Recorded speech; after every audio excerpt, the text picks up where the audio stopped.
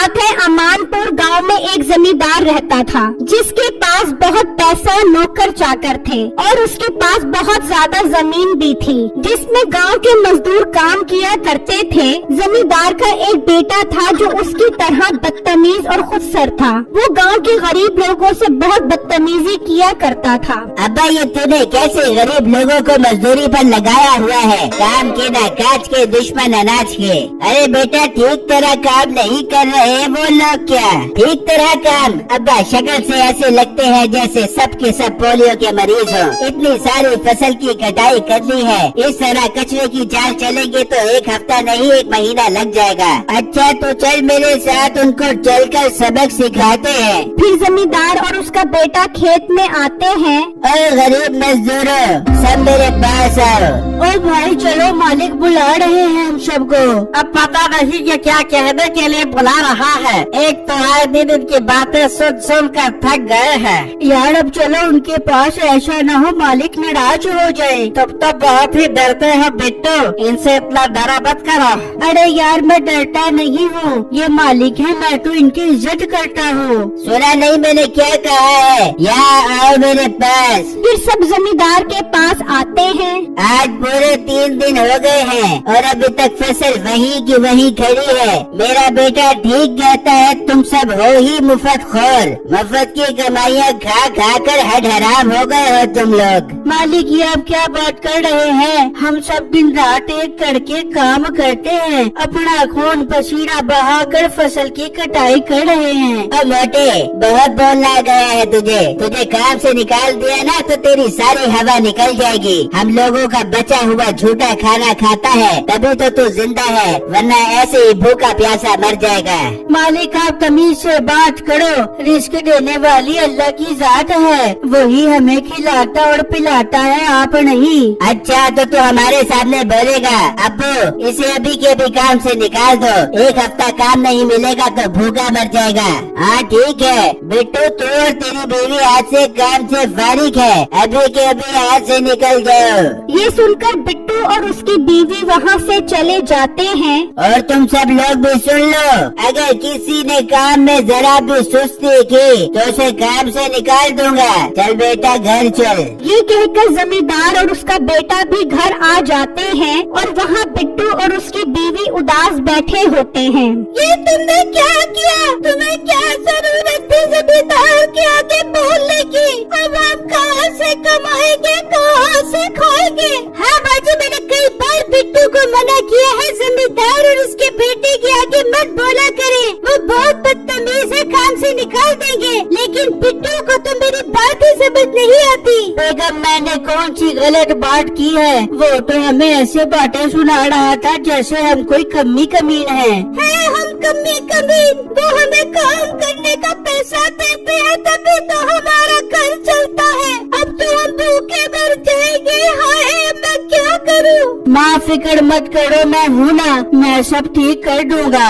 इस तरह 2-3 दिन गुजर जाते हैं और जमींदार अपने बेटे को एक हेलीकॉप्टर लेकर देता है। अब्बू जान, बहुत अच्छा किया आपने जो मुझे हेलीकॉप्टर लेकर दे दिया। अब मुझे जमीन पर और दूसरी जगह जाने में कोई मुश्किल नहीं हुआ करेगी। आप बेटा, अपने पास पैसा ही बहुत है, कहाँ खर्च करेंगे ये पैसा? और सारे गरीब लोग तो इस हेलीकॉप्टर को देखकर हमारे कदमों में गिरे रहेंगे, उन पर हमारे हेलीकॉप्टर का बड़ा दबदबा रहेगा।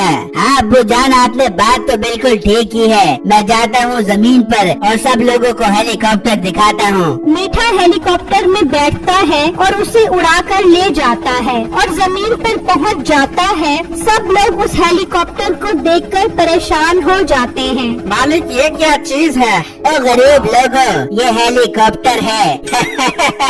तुम गरीब फकीर लोगों ने पहले तो कभी ये हेलीकॉप्टर नहीं देखा होगा, तुम्हें तो 2 वक्त की रोटी भी मुश्किल से मिलती है। हमने तो पहले कभी ये हवा में उड़ने वाली चीज नहीं देखी, आज पहली बार ही देख रहे हैं। तुम सब मिलकर इस हेलीकॉप्टर को अच्छी तरह साफ कर दो, मैंने शहर से बंद गोभी लेने जाना है। पर बेटा अब ये काम नहीं करेंगे, हमने सारी फसल की कटाई कर दी है। हमारा यही काम है, हेलीकॉप्टर की सफाई करना हमारा काम नहीं है। अरे तुम्हारी ये हिम्मत, तुमने मुझे काम करने से इनकार किया। तुम सबके सब अभी काम से फारिग हो। ठीक है, आप हमारी मजदूरी हमें दे दो, हम चले जाते हैं। कैसे मजदूरी? दफा हो जाओ, यहाँ से कोई मजदूरी नहीं है। मुझे इनकार करने की यही सजा है। अब मरना तुम सब भूखे। ये सुनकर वो सब मजदूर वहाँ से चले जाते हैं और मीठा हेलीकॉप्टर उड़ाकर वापस घर आ जाता है और अपने बाप को बताता है कि उसने सब मजदूरों को फारिग कर दिया है।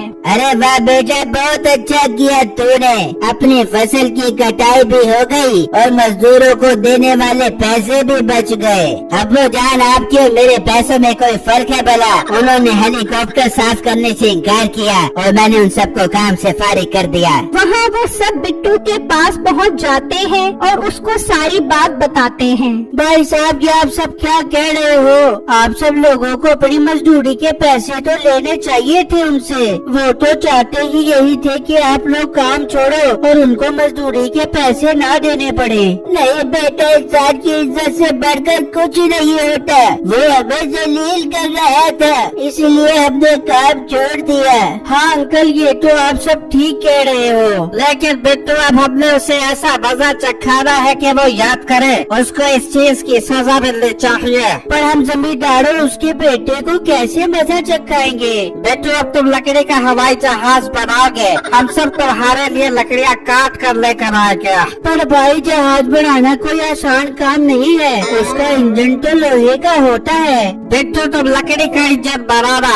हम सब तुम्हारे साथ है, तुम जरूर कामयाब होगे। ठीक है भाई, तुम मुझे लकड़ियाँ काट कर ला कर दो। मैं लकड़ी का जहाज बनाने की पूरी कोशिश करता हूँ। फिर अगले ही दिन से बिट्टू लकड़ी का हवाई जहाज बनाना शुरू कर देता है। सब लोग जंगल से उसे लकड़ी काट कर ला कर देते हैं और बिट्टू उन लकड़ियों की कटाई करता है और ये सब जमींदार का नौकर देख लेता है और जाकर जमींदार को बता देता है। क्या उन 2 कौड़ी की गरीब लोगों की ये हिम्मत कि वो लकड़ी का जहाज बनाकर हमारा मुकाबला करेंगे?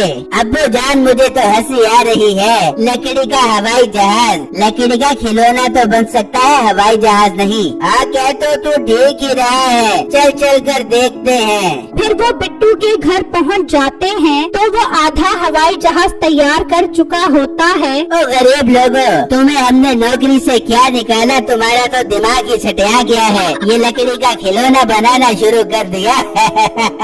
ये लकड़ी का खिलौना नहीं है, लकड़ी का जहाज तैयार हो रहा है।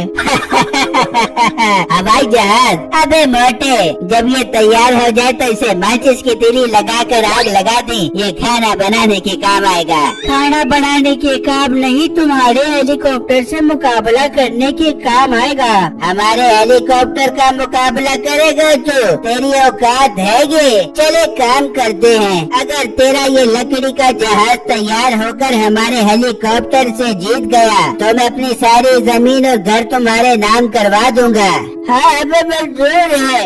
हाँ, हमें मंजूर है। लेकिन अगर तुम्हारा लकड़ी का हवाई जहाज न उड़ सका तो तुम सब गांव वालों को अपने घर हमारे नाम करने पड़ेंगे और ये गांव छोड़ना पड़ेगा। ठीक है, हमें मंजूर है। क्यों सब गांव वालों, आपको भी मंजूर है? हाँ, हमें मंजूर है। मंजूर है हमें। अब ठीक है, 1 हफ्ते बाद हमारा मुकाबला होगा।